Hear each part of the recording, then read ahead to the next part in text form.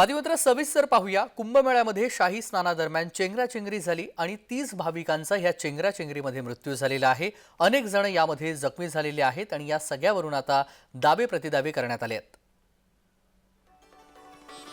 हिंदू धर्मातील एक महत्त्वाचा धार्मिक सोहळा शेकडो वर्षापासून कुंभमेळा आपल्या देशामध्ये सुरू आहे। यंदाच्या कुंभमेळ्याचं आयोजन उत्तर प्रदेशमधील प्रयागराज येथे केलं गेलंय।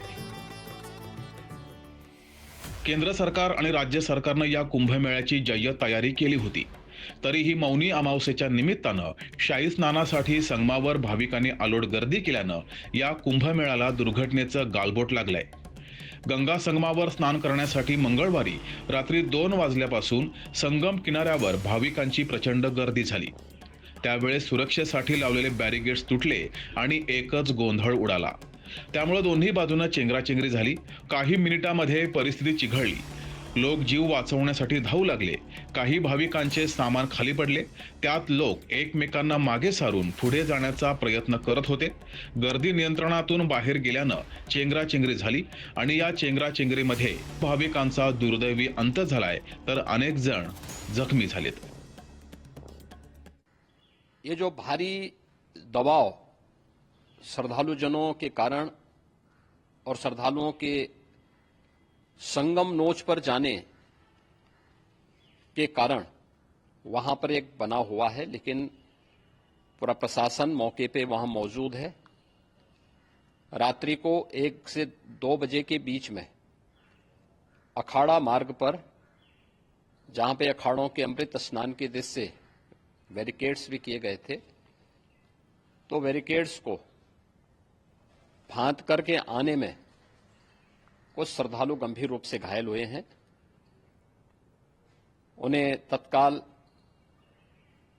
हॉस्पिटल में पहुंचा करके उपचार आदि की व्यवस्था उनके लिए की गई है। उनमें से कुछ श्रद्धालु गंभीर रूप से घायल हैं। हम लोगों की प्रातःकाल से ही श्रद्धालुजन जो भी आए हैं वे स्नान कर सकें, इसके लिए यहां पे उच्च स्तरीय बैठक भी चल रही है, जिसमें मुख्य सचिव भी हैं, डीजीपी हैं, प्रमुख सचिव गृह हैं, मुख्यमंत्री कार्यालय के अपर मुख्य सचिव के साथ एडीजी लॉ एंड ऑर्डर के साथ साथ अन्य वरिष्ठ अधिकारीगण मौजूद हैं। प्रयागराज में हालात वर्तमान में नियंत्रण में हैं, लेकिन भीड़ का दबाव बहुत बना हुआ है। शाही स्नानाच्या निमित्तानं ही दुर्घटना घडताच स्थानिक प्रशासनानं तातडीनं खबरदारी घेत परिस्थिती नियंत्रणात आणण्यासाठी तातडीची उपाययोजना हाती घेतल्यानं मोठा अनर्थ टळलाय। लोकांनी अफवांवर विश्वास न ठेवण्याचं आवाहन मुख्यमंत्री योगींनी केलंय।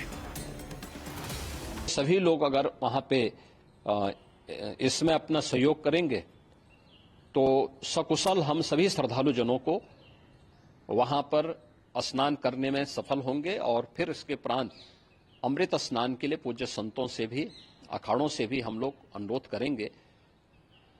जो घायल हैं, गंभीर रूप से घायल हैं, उनके उपचार की तत्परता के साथ व्यवस्था भी की गई है। उन सबके सकुशल स्वस्थ होने की भी हम कामना करते हैं। लेकिन मेरी अपील होगी कि कोई भी नकारात्मकता न फैलाने दें और न किसी अफवाह पर विश्वास करें। स्थिति नियंत्रण में है। हाँ, दबाव जरूर है, क्योंकि मैंने आपको बताया कि प्रातःकाल से सुबह 8:30 बजे तक 3 करोड़ से अधिक श्रद्धालु स्नान कर चुके हैं। देशभरातून लाखो भाविक प्रयागराजमध्ये पवित्र स्नानासाठी आलेत। त्यांची अलोट गर्दी संगमावर झाली आहे। या दुर्घटनेचं गांभीर्य लक्षात घेता आखाडा परिषदेनं त्यांचं शाही स्नान रद्द करण्याचा निर्णय घेतलाय। अभी हम लोग आप लोगों के चैनलों के माध्यम से देख रहे हैं, दुखद घटना घटी है। जो भी हुआ है अच्छा नहीं हुआ है, उसको ध्यान में रखते हुए अखाड़ा परिषद ने फैसला लिया है।